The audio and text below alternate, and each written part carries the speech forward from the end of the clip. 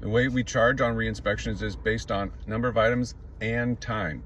That's why I look at everyone in particular, because in general, we'll do 1 to 20 items for $249 and 20 to 30 for $449, and then above for, it just depends. It could be more.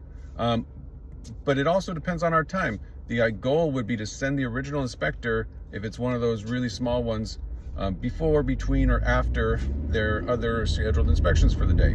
So if they are too busy, if they're not close to the re-inspection, I'll go do them. But if it's $249, that does not include an in-person review. We're going to be there as quick as we can to get this re-inspection done. Again, a lot of times re-inspections are something that the buyer or buyer's agent could even do. A common one is gas items are off.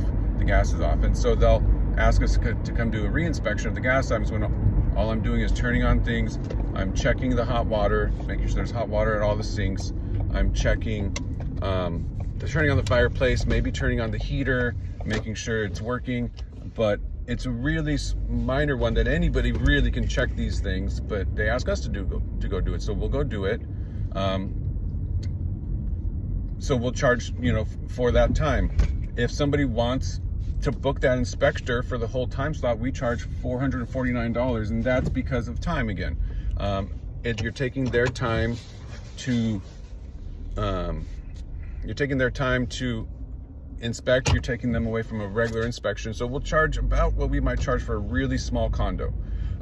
We don't, we'd rather do 3,000 square foot house with all kinds of other services, but we'll definitely send somebody. You can have an in-person review, and we'll take that time for you.